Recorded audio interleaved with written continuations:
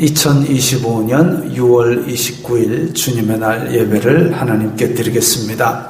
성경 찬송 맨 앞의 새번역 사도신경으로 신앙 고백하겠습니다. 저는 전능하신 아버지 하나님 천지의 창조주를 믿습니다. 저는 그분의 유일하신 아들 우리 주 예수 그리스도를 믿습니다.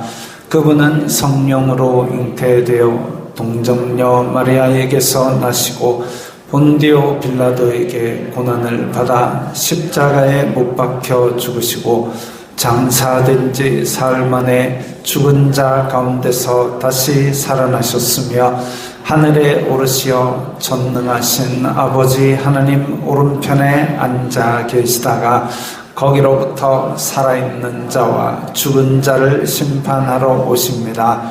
저는 성령을 믿으며 거룩한 공교회와 성도의 교제와 죄를 용서받는 것과 몸의 부활과 영생을 믿습니다. 아멘. 이 시간에는 다 함께 일주일 동안 살면서 하나님의 뜻대로 살지 않았던 것들을 각자 목소리로 회개하는 기도를 드리겠습니다. 거룩하신 아버지 하나님 감사합니다. 저희들에게 예배할 수 있는 은혜를 주시니 감사합니다. 주여 불쌍히 여겨주시옵소서. 저희들은 죄인입니다. 이 세상 속에 살면서 세상이 주는 육신의 정욕, 안목의 정욕, 이생의 자랑을 따라 살았던 것을 용서하여 주시옵소서. 또한 저희들의 마음으로 저희들의 입술로 탐욕과 악독을 바라했던 것을 용서하여 주시옵소서. 이 예배의 시간을 통하여서 죄 용서받은 기쁨을 회복시켜 주시고 저희 속에 정직한 영을 새롭게 하여 주시옵소서. 그리하여서 저희들이 새 힘을 얻어서 세상 속으로 다시 힘차게 들어갈 수 있도록 도와 주시옵소서. 예수님 이름으로 기도드리옵나이다. 아멘.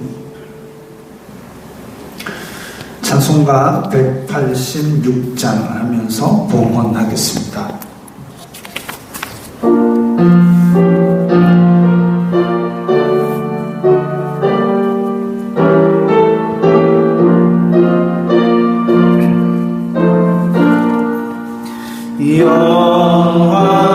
영화로우신 주 성령 나의 마음 비추사 어둠 몰아내시고 밝게 하여 주소서. 전능하신 주 성령 성결하게 하시고 나의 마음을 살피사 죄를 멸해 주소서.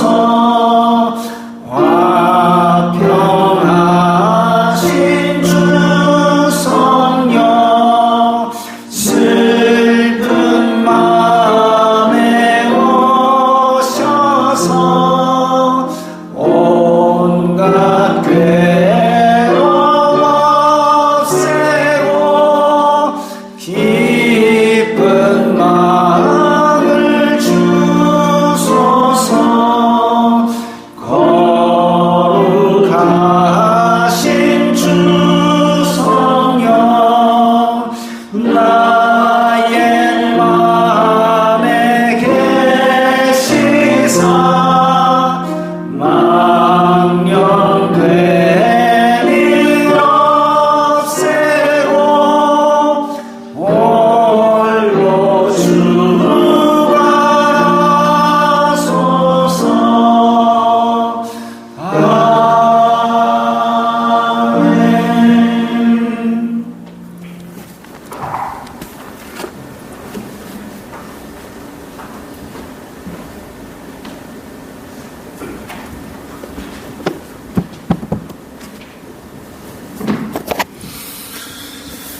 거룩하신 아버지 하나님 감사합니다. 저희들에게 일용할 양식을 주시니 감사합니다.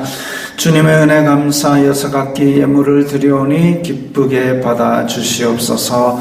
이 예물이 쓰이는 곳마다 아버지 하나님의 영광이 나타나며 예수 그리스도의 사람 살리는 복음이 전파되게 하여 주시옵소서. 저희들이 일상에 필요한 것이 물질이오니 물질로 시험 들지 말게 하시고 오히려 주님께서 주시는 넘치는 복으로 말미암아 주변 사람들에게도 복을 나누어 줄 수 있는 자가 되게 하여 주시옵소서. 저희들이 청지기적 사명을 잘 감당함으로 말미암아 저희들이 물질로도 주님께 영광을 돌리고 이것을 보는 많은 사람들이 아버지께 영광 돌리게 하여 주시옵소서. 예수님 이름으로 기도드리옵나이다. 아멘.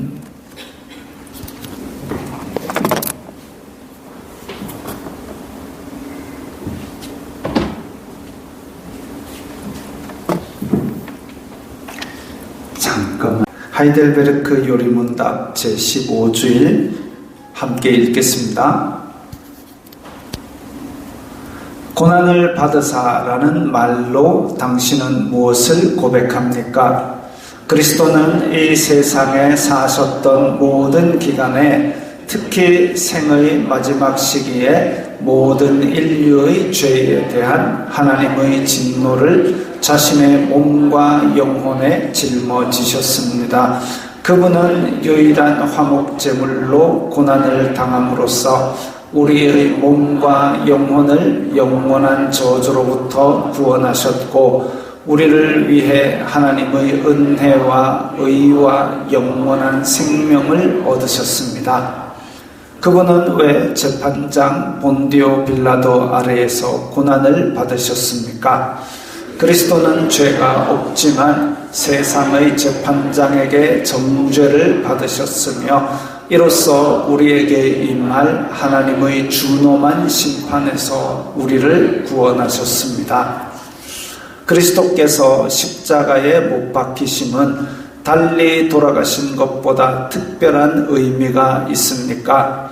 그렇습니다. 십자가에 달린 자는 하나님께 저주를 받은 자이므로 그가 십자가에 달리심은 내게 임한 저주를 대신 받은 것이라고 나는 확신하게 됩니다. 아멘. HF 너무 올린 것 같아요. 찬송가 제78장입니다.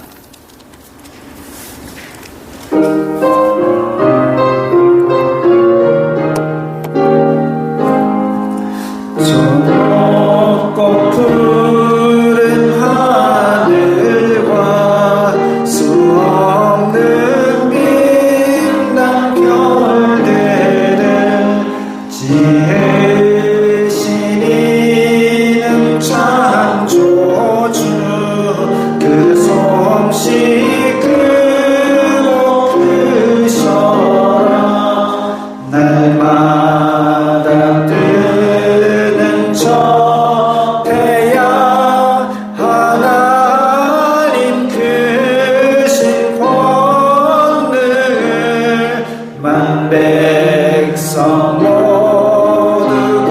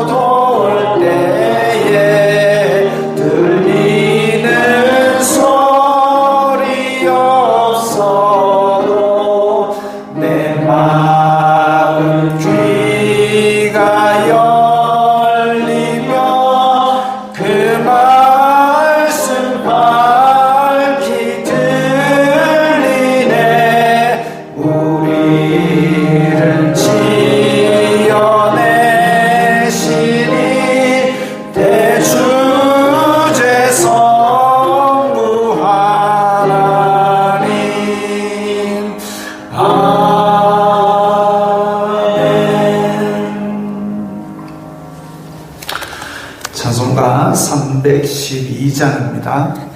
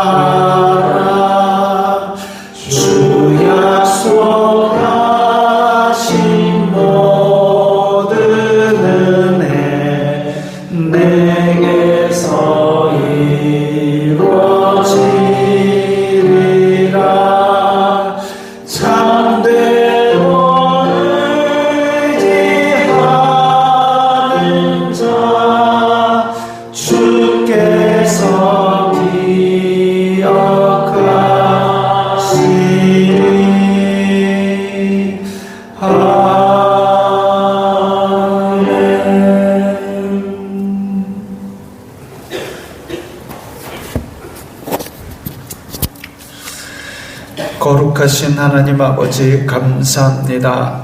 주님의 날 예배드리러 교회 공동체가 모이게 하여 주시니 감사합니다. 전국에서 주님께 예배드리고자 모인 주님의 백성들의 예배를 기쁘게 받아 주시옵소서. 예배드리는 가운데 주님의 광대하시고 영광스러운 임재를 알게 하여 주시고 그 크신 사랑을 깨달아 알게 하여 주시옵소서. 아버지, 대한민국을 불쌍히 여겨 주시옵소서.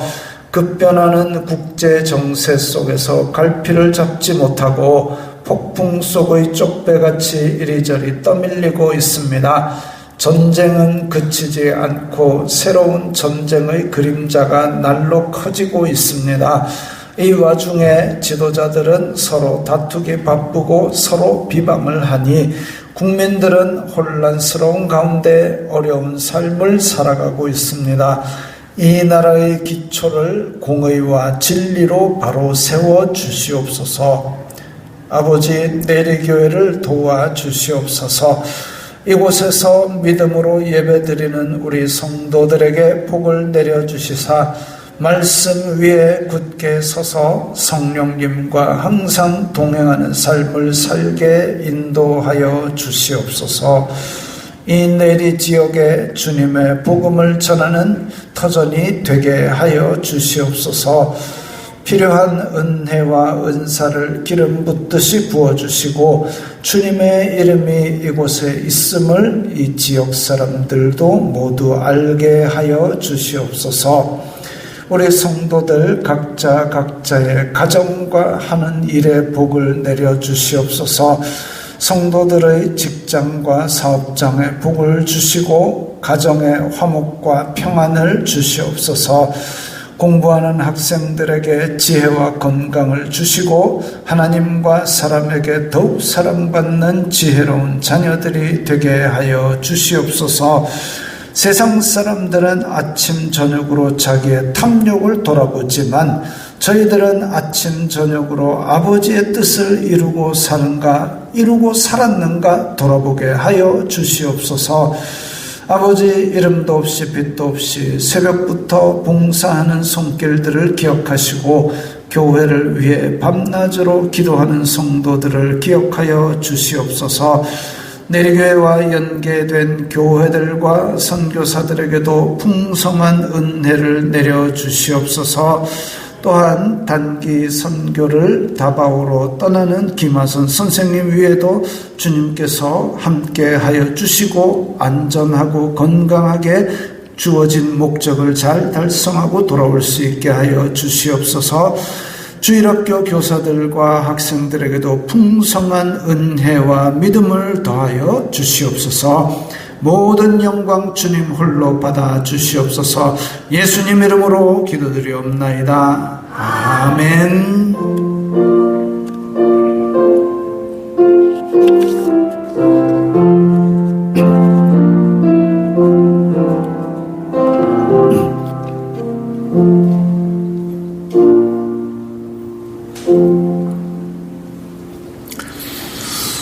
오늘 말씀은 열왕기상 14장 22절부터 28절까지의 말씀입니다. 구약성경 540면 열왕기상 14장 22절부터 28절까지의 말씀입니다.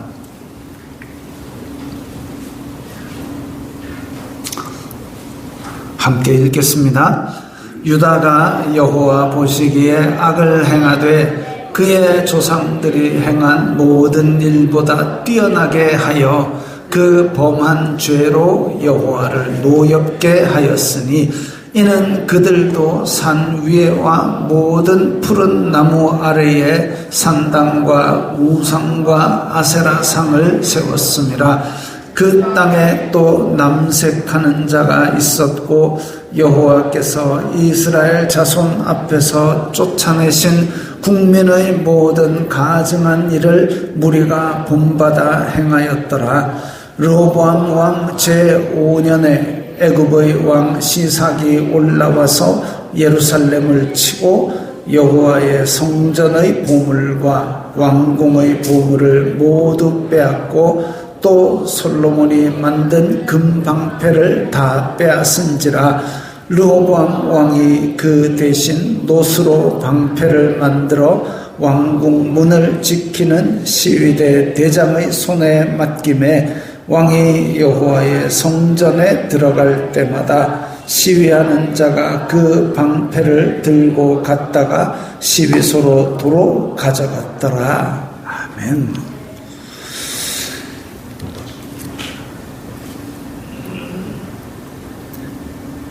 자, 북이스라엘 왕국은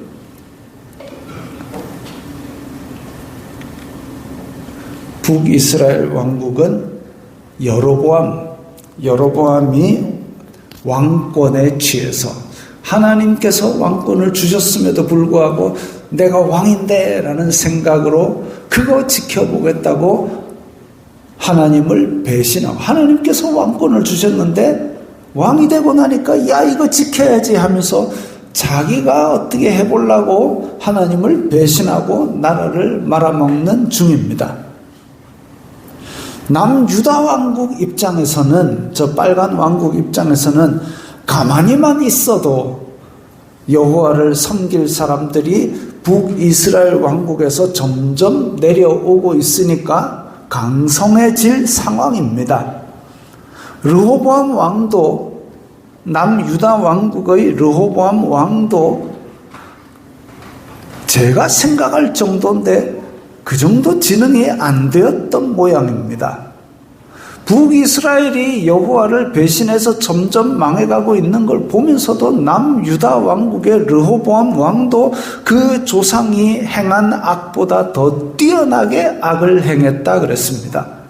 그 조상이라는 게 40년간 광야 생활하면서 금송아지 섬기고 우상 숭배하고 불순종하다가 다 광야에서 죽었던 그 조상, 사사기 400년 동안 외적의 침략을 받고 우상 숭배하고 또 사사를 통해서 구해주면 또 우상 숭배하다 또 망해가지고 또 외적의 침략을 받고 그렇게 하면서도 굳세게 우상을 숭배했던 그 조상들, 정말 한심하고 답답한데도 불구하고 그 조상보다도 더 뛰어나게 바보 같기도 쉽지 않을 것인데 얼마나 추접하면 뛰어나게 죄를 범했다고 기록해 놓았겠습니까? 르호보암도, 이 남유다 왕국의 르호보암도 애당초에 하나님을 배신했던 왕은 아니었습니다. 집권 초기에 국정 방향을 잘못 잡고 말을 잘못해서 백성들이 등은 돌렸지만 역대하를 보면 북이스라엘에서 내려온 레위 사람들과 함께 첫 3년은 다윗과 솔로몬의 길로 행하여 강성하여졌다 그랬습니다. 위에서 남쪽 저 베델과 북쪽 단에다가 금송아지 세워놓고 이게 하나님이다 하니까 레위인들과 그리고 하나님을 섬기는 신실한 사람들이 다 야 이거는 안 되겠다 하고 남유다 왕국으로 내려오는 겁니다. 그게 지금 르호보암은 하나님만 잘 섬기면 이 백성들하고 더 강성해질 수 있는 상황이죠. 그걸 못 보고 있습니다. 강성하여지면 교만해지는 게 인간의 나약함인 것 같습니다. 자기가 가난할 때는 하나님 살려주세요 해가지고 막 끼니도 겨우 편의점 폐기식품 얻어가지고 먹고 막 그렇게 할 때는 기도 열심히 하다가 그러다가 돈이 좀 생기고 강남에 빌딩이 7개 생기고 그러면은 하나님 바쁘니까 내 오늘 교회 안 갑니다. 그래 아세요? 이렇게 하는 거죠. 이게 인간의 나약함입니다. 르호보암도 남유다 왕국의 르호보암도 갑자기 범죄한 것이 아니라 나라가 견고하고 세력이 강해짐에 그가 여호와의 율법을 버리니 이랬습니다. 힘이 없고 의지할 것이 없을 때에 배신한 것이 아니라 견고하고 세력이 강해짐에 그가 여호와의 율법을 버리니 온 이스라엘이 본받았다 그랬습니다.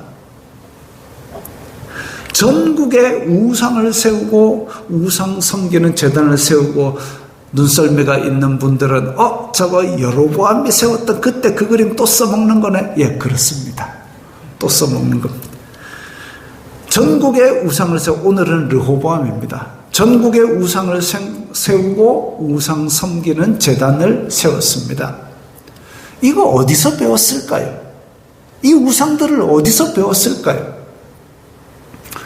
추적에서 올라가 보면 여호수아 때 거기 있던 가나안 백성들을 다 멸절하지 않고 남겨놓은 그 가나안 족속들에게 배운 겁니다. 그럼 안 그러면은 저 우상의 모양새를 어떻게 보고 만들었겠습니까? 그들이 사사기 때는 힘이 강해지면 그 남아있는 가나안 족속들이 사사기 때는 힘이 강해지면 이스라엘을 향해 칼을 겨누고 대들었지만 점점 약해져서 이스라엘 백성들 사이에 종처럼 지냈습니다. 그런데 이스라엘 자손들이 율법을 버리니까 그 틈을 가나안 족속들이 파고들은 거지. 그래서 우상 이거 바알이라 하는 건데 이거 섬기면 됩니다. 아세라라 하는 건데 바알이랑 짝집니다. 해갖고 하나 둘 가르쳐주고 세우고 모양새가 이렇다 저렇다 해가지고 거기에 또 이렇게 섬기는 겁니다. 저렇게 섬기는 겁니다. 그래서 바알과 아세라 세우고 우상 세우고 신당 세우고 제단 세우고 그리고 우상을 섬기는 악하고 난잡한 방법들까지 다 전해줬습니다. 이 바알과 아세라가 풍요를 상징하는 신이다 보니까 그 풍요를 위해서 온갖 추잡한 짓들을 합니다. 그래서 24절에 그 땅에 또 남색하는 자가 있었고, 이게 이제 신전에서 그 바알과 아세라에게 제사를 드리고 나서 아주 난잡한 짓들을 하는 그런 사람들을 뜻하는 말입니다. 그렇게 악하고 난잡한 우상 숭배를 해서 땅을 더럽히니까 가나안 7족속을 하나님께서 쫓아내셨습니다. 가나안 7족속이 우상 섬기는 거, 그 청동으로 속이 텅 빈 우상을 만들어가지고 그 안에다가 자기 아이를 넣고 밑에서 불을 떼가지고 애를 태워 죽입니다. 애가 비명을 지르는 소리가 그 청동 안에서 울려나는데 그 소리를 들으면서 풍요를 기원하는 탐욕에 쩔어있는 그게 가나안 백성들의 사악함이죠. 그리고 나서 자기들은 쾌락을 즐기면서 온갖 난잡한 파티를 벌입니다. 그걸 가나안 백성들이 일삼았기 때문에 하나님께서는 그 가나안 땅에 있는 7족속을 다 쫓아내고 멸절하라고 그러셨는데 그걸 남겨놨단 말이죠. 그게 결국은 지금 이 BC 930년경에 르호보암 때 온갖 난잡한 우상 숭배를 해서 땅을 더럽혔는데 그 조상들이 행한 모든 일보다 뛰어나게 범죄하였다 그랬습니다.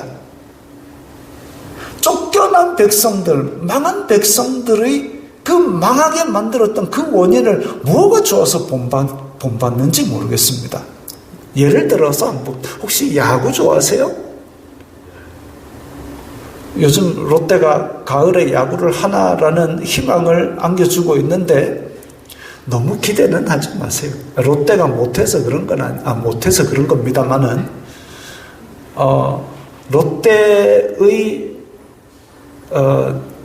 롯데의 힘은 아주 잘하고 아주 1등하는 팀에게 뜬금없이 이겨보는 거, 전혀 예측할 수 없이 이겨보는 거, 그걸로 기쁜 거지. 못하는 팀한테도 숱하게 지고 전혀 질 게 아닌데도 또 지는 거 보면 그것도 참 기적입니다. 기적같이 지는 팀, 승리의 롯데.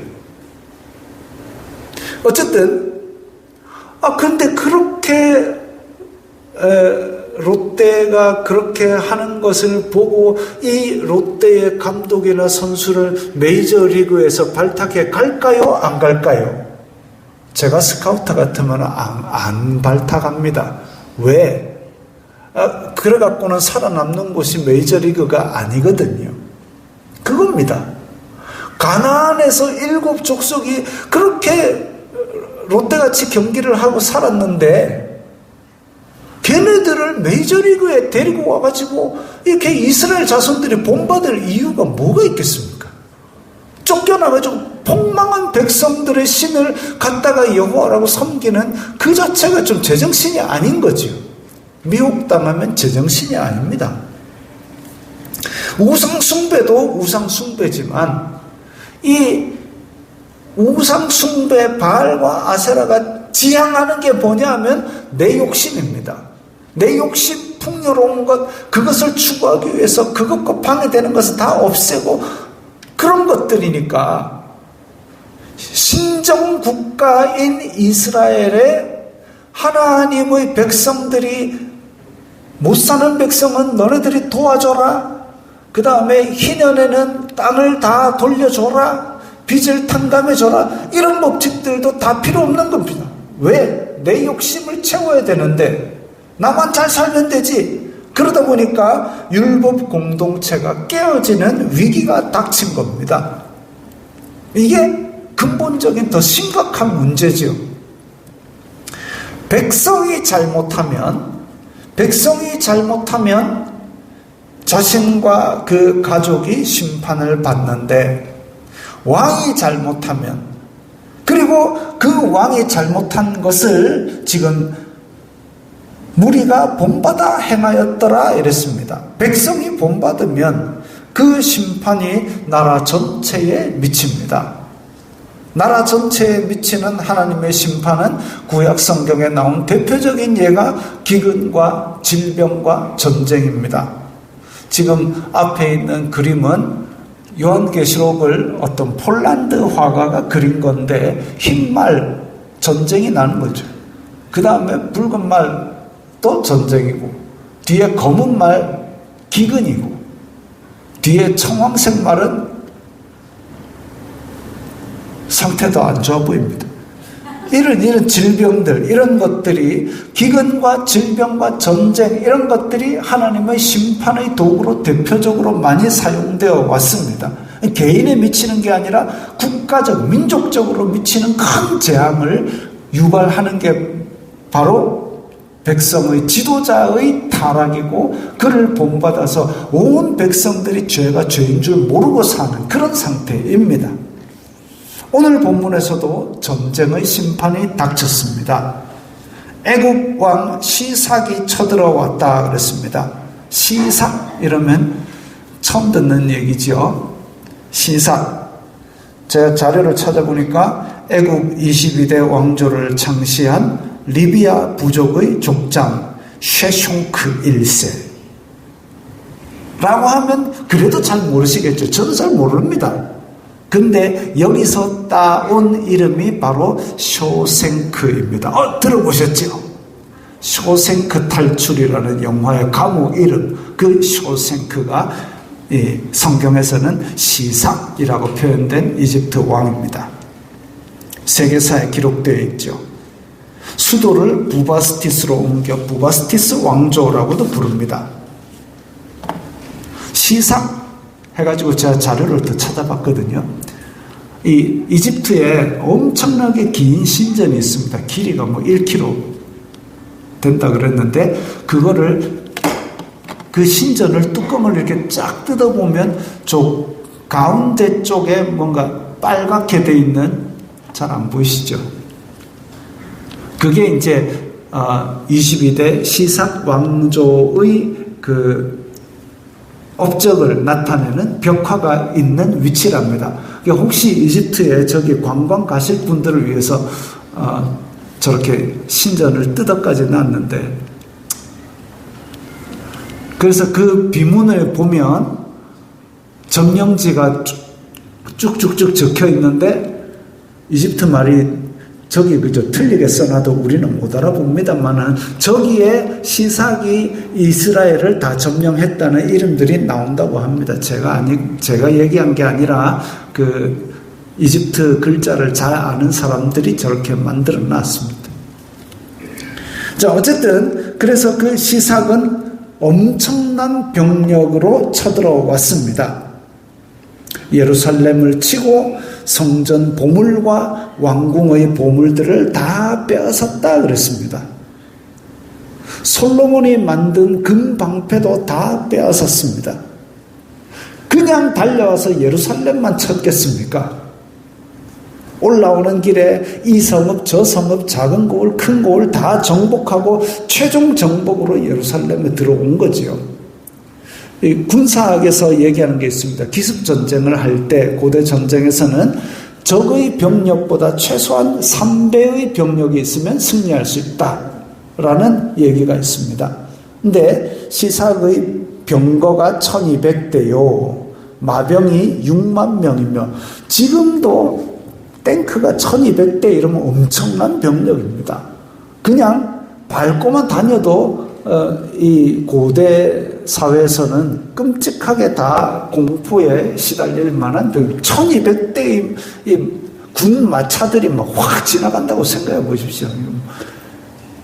근데 말 탄 사람만 6만 명. 와, 이건 말 구하기도 힘들 겁니다. 말들이 6만 마리의 말이 풀을 뜯어먹는다 생각해 보십시오. 그 풀의 양도 한번 생각해 보십시오. 이집트에서 그와 함께 온 백성, 곧 리비아와 숫과 구스 사람, 세 나라의 연합 군대까지 헤아릴 수 없이 많더라. 역대하 12장에 보면 수많은 군대들이 몰려왔다 그랬습니다. 엄청나고 끔찍한 병력이죠. 유다 입장에서는 힘 한 번 써보지도 못하고 항복하기 바빴을 겁니다. 오늘 본문 뒤쪽으로 계속 읽어보면 여호와의 성전에 들어갈 때마다 경호하는 병사들이 있었으니, 그러니까 지금 시위하는 자가 그 왕이 여호와의 성전에 들어갈 때마다 시위하는 자가 그 방패를 들고 갔다가 시위소로 들어가지 않더라. 침략이 있은 후에도 그랬다는 걸 보면 패전한 이후에도 르호보암은 목숨이 붙어 있었고 여전히 왕이었고 성전에서 제사도 계속되었구나라는 걸 알 수 있습니다. 다만 금방패를 들었던 호위병들이 금방패를 이집트에 다 뺏겨가지고 놋방패를 들었으니까 모양새가 참 빠집니다. 저 앞에 그림 보면 금방패를 든 사람들이 있습니다. 번쩍번쩍하는 금이 저만큼 크게 있으니까 폼 났겠죠. 사실 금이라는 금속은 무르고 무겁습니다. 방패라는 거는 실제로 싸우는 방패라는 거는 이게 가벼워야 사람들이 들고 뛰고 뭐가 날라올 때 탁 맞고 이래야 되는데 무거워가지고 뭐가 날라올 때 들다가 맞으면 죽잖아요. 그 다음에 금이라는 금속은 무겁기도 무겁지만 무릅니다.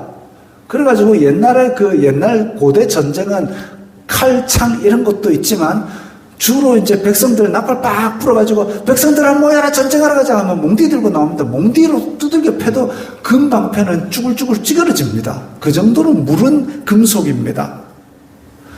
무른 금속이라고 제가 어린 시절에 어머니 건지 아버지 건지 금반지가 하나 장롱에 놓여 있길래 그거를 이렇게 연필 깎는 칼로 이렇게 쭉 문대봤습니다. 큰일 날 뻔했습니다. 안 들켰습니다. 지금까지도. 오늘 들켰습니다. 하여튼 금은 무르기 때문에 방패로 적합하지 않습니다. 그야말로 저렇게 왕 옆에서 번쩍번쩍하는 용도로 폼 내는 용도의 방패가 금방패입니다. 근데 그게 다 놋으로 교체됐다. 이제 원어를 보면 그때 문화 당시에 이제 청동기로 교체되었으니까 솔로몬의 영화는 이제 성전밖에 남은 게 없습니다. 금도 다 가져가고 은도 다 가져가고 보물도 다 가져가고 왕권도 이제 종이지요. 시사기 와가지고 확 하고 이 하니까 깽깽 했던 왕이 어디 백성들 앞에서 이 할 수 있겠습니까? 깽깽이죠. 그겁니다. 하나님의 백성에게는 자기 것인 줄 알았던 것들이 다 날아가고 권세도 날아가고 재물도 날아가고 다 남는 거는 여호와의 언약대로 다윗의 집안을 남겨놓겠다 하는 그 언약, 그 말씀, 그거 하나 남는 겁니다. 그리고 여호와를 예배하는 것, 폼 안 나도 여호와를 예배하는 것, 그거 남습니다. 그러니까 우리에게 뭔가 주어졌을 때, 강대한 나라가 주어지고 돈이 주어지고 권력이 주어지고 그랬을 때 청지기적 사명으로 충성하여서 더 큰 것을 맡기시는 은혜를 누리시기 바랍니다. 다 날아가고 예배만 남고 천부여 의지 없어서 오는 것도 귀한 믿음이지만 나에게 주신 모든 것도 주님 뜻대로 사용하시옵소서 하고 내가 그 손길이 되어서 더 큰 일을, 많은 일을 이루시는 분들도 있기 바랍니다. 자, 남유다는 이렇게 헐렁헐렁해졌습니다. 북이스라엘은 그러면 그동안 뭐 했느냐? 그동안 여로보암의 아들 아비야가 병들었습니다. 왕자인데 죽을 병에 걸렸습니다.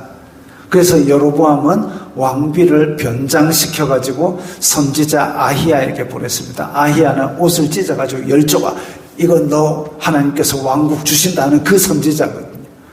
근데 자기 아들, 여로보암의 아들 아비야가 병들어서 죽게 되니까 마누라를 변장시켜갖고 평민처럼 해가지고 선지자 아히야에게 보냈습니다. 옛날에 나한테 왕 된다고 했던 그 선지자니까 우리 아들 좀 살려달라고 해보시오. 보냈습니다. 선지자 아히야는 나이 많아 눈이 어두워서 안 보였지만 하나님께서 알려주셨습니다. 왕비가 지금 다른 사람인 척하고 들어올 건데 이때의 말씀을 선포해라.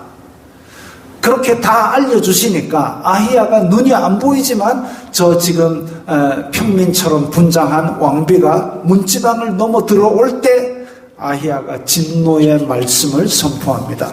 내가 다윗 왕조에서 나라를 찢어 내게 주었거늘 너는 나를 배신하였다. 그러므로 여로보암 왕조에게 재앙을 내려 다 쓸어버릴 것이다. 왕비여 집으로 돌아가라. 네 발이 성읍에 들어서면 아이는 죽을 것인데 집에서 평안히 죽는 것은 그 아들 아비야가 마지막일 것이다. 이 아이만 여호와를 향하여 선한 뜻을 품었기 때문이다. 끔찍한 저주의 말씀을 선포했습니다. 우리가 이걸 들으면 의문을 품을 수도 있습니다. 아비야 왕자가 여호와를 향하여 선한 뜻을 품었네? 선한 뜻을 품었는데 왜 병들어 죽어야 될까요? 선한 뜻을 품었으니까 얘가 빨리 왕이 돼가지고 북이스라엘을 되돌리면 되지 않을까요? 가 아닌 거죠.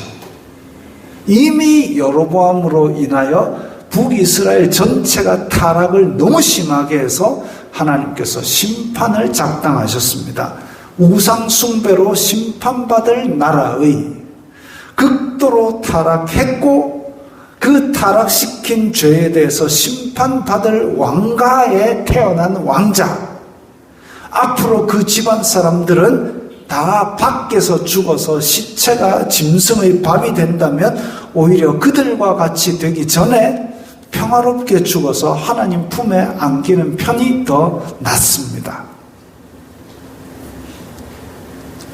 여호와를 향하여 선한 뜻을 품은 것, 이 유대 전승에 내려오는 것에 따르면 아비야가 절기를 지키러 예루살렘으로 가는 백성들을 위해서 여로보암의 명령을 어기고 그 길을 열어주고 장애물을 치워라 이렇게 했던 왕자라고 합니다. 어쨌든 그 아비야 왕자가 여호와를 향하여 선한 뜻을 품었는데 이 북이스라엘과 여로보암 왕조에 내릴 심판, 그 이전에 죽는 것으로 그렇게 망조가 시작되고 있습니다. 이걸 읽으면서 이 말씀이 생각났습니다. 이사야 57장에 보면 의인이 죽을지라도 마음에 두는 자가 없고 진실한 아들이 거두어감을 당할지라도 깨닫는 자가 없도다. 의인들은 악한 자들 앞에서 불리어 가도다. 의인들이 병들기도 하고 죽기도 합니다. 때로는 어이구 저 아까운 인물이 너무 일찍 갔네 그러기도 합니다.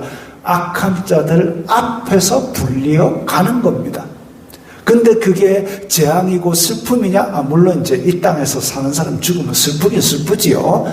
근데 그들은 평안에 들어간다니 바른 길로 가는 자들은 그들의 침상에서 편히 쉬리라. 그 말씀대로지요. 여로보암의 나라와 여로보암의 왕조는 이제 저주를 받아서 완전히 멸망하고 끊어질 그런 벌을 받게 되는데 아비야는 평안히 잠들고 하나님께로 돌아가게 될 겁니다. 그럼에도 불구하고 여로보암은 회개하지 않았습니다. 아니 이 정도로 얻어맞았으면 정신 차리고 회개하면 되잖아요. 옛날 왕은 지금의 대통령과는 달라서 야 우상 다 치워! 하면 전국에서 다 치워야 됩니다. 그 정도로 생사여탈권까지 쥐고 있습니다. 회개하고 나는 이제 하나님께로 돌아간다 하면 할 수 있는데도 불구하고 그렇게 안 했습니다. 여호와께서 심판하시려고 그 타락한 모습대로 내버려 두셨습니다. 남유다의 르호보암 인간도 회개하지 않았습니다. 시삭에게 다 털려가지고 낮아졌는데도 다윗의 언약 때문에 자기를 왕으로 그대로 남겨놓은 것을 감사하거나 하나님께 영광 돌리지 않았습니다. 두 나라는 서로 망하려고 경쟁이라도 하듯이 악에서 떠나지 않고 같은 민족끼리 저끼리 치고받고 싸웠습니다. 30절에 보면 르호보암과 여로보암 사이에 항상 전쟁이 있었다 그랬습니다. 전쟁이라 해서 그야말로 막 정면전이야 한 게 아니라 아마 국경선을 두고 계속 국지전으로 서로 싸웠던 모양입니다. 초기에 르호보암하고 여로보암하고 싸울 때는 스마야 선지자가 여호와의 말씀으로 너희들 민족끼리 싸우지 말고 각자 집으로 돌아가라 라고 하는 바람에 막았지만 이후에는 국지적인 전투가 계속되었다는 거죠. 한 민족이고 한 하나님을 섬기는데 왕만 다르다는 이유로 서로 칼을 들고 싸우라는 게 말이 됩니까 이게? 여호와께서 기뻐하실 일입니까 이게? 신앙 공동체였던 이스라엘 민족이 할 일입니까 이게? 결코 그렇지 않습니다. 지도자 둘이가 교만과 악독에 빠져서 백성의 생명을 소중히 여기지 않아서 그렇습니다. 지도자가 자기 위에도 여호와 하나님께서 계신다라는 것을 알고 경외해야 되는데 예수님 시절에 로마 군대 백부장이 그랬지 않습니까? 나도 남 밑에 있는 사람이고 내 밑에도 종이 있어서 이래 하라 하면 하고 저래 하라 하면 하는데 말씀만 하소서 그러면 내 종이 낫겠나이다. 그렇게 위계가 있는 걸 알아야 되는데 왕이 자기 위에도 하나님이 계신다라는 것을 알고 경외해야 되는데 그러지 않아서 지금 이 민족은 비극을 겪고 있지요. 전쟁이 끊이지 않는데 민생이 평안할 리가 없습니다. 지난 주간에 6.25 전쟁 제75주년이었습니다. 남북으로 나누어진 나라, 주변에는 위협적인 강대국들도 있고 그리고 갈등을 부추기는 교만하고 악독한 지도자들이 있던 이스라엘이 다시 눈에 들어왔습니다.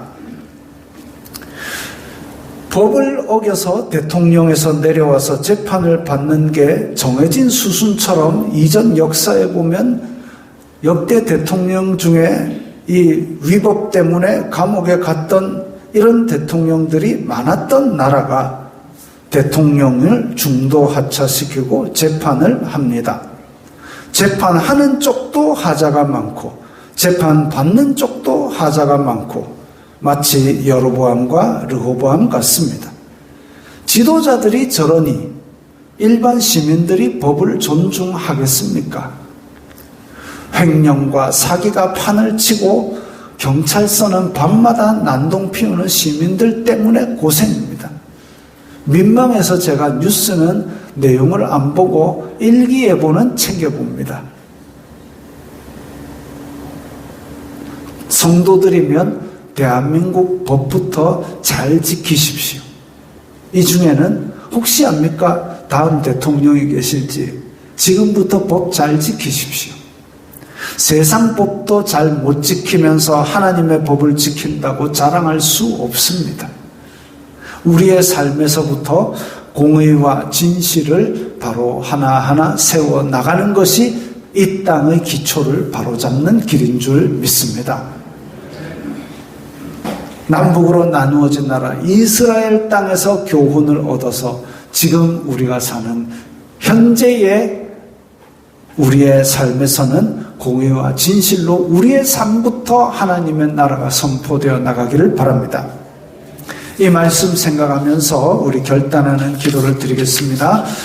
하나님께서 우리를 통하여 하나님의 뜻을 이 땅에 이루어 주시고 우리의 삶에서 공의와 진실을 세워나가겠습니다. 대한민국 법부터 잘 지키고 하나님의 법을 지키는 그런 백성이 되겠습니다. 다 함께 기도드리겠습니다. 거룩하신 아버지 하나님 감사합니다. 저희들에게 하나님의 언약을 주시고 하나님의 법을 주시니 감사합니다.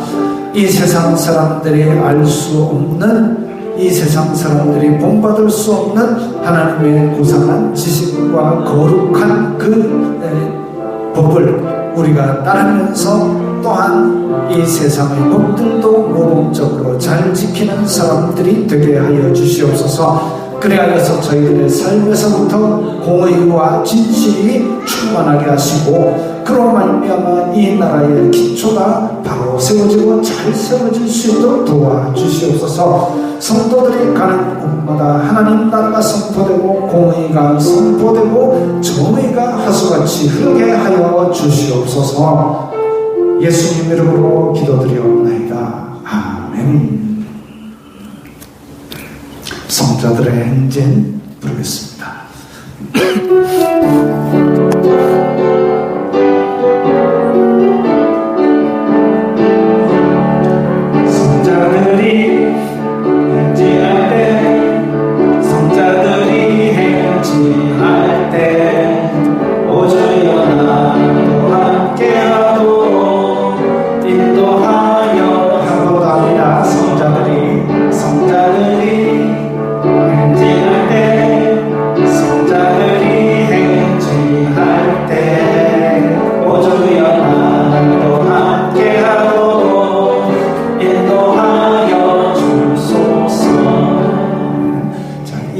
올해는 천국으로 모든 성도들이 행진에 들어갈 때 주님 저도 저 행렬에 속해 있게 해주세요 라는 흑인 영가입니다. 신나게 부르면서 저런 소망을 가지시기 바랍니다. 오늘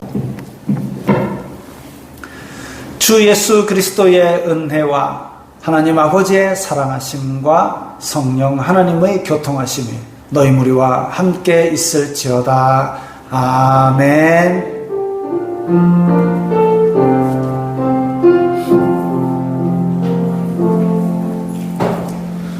건강하시고 평안하시기 바랍니다. 사청에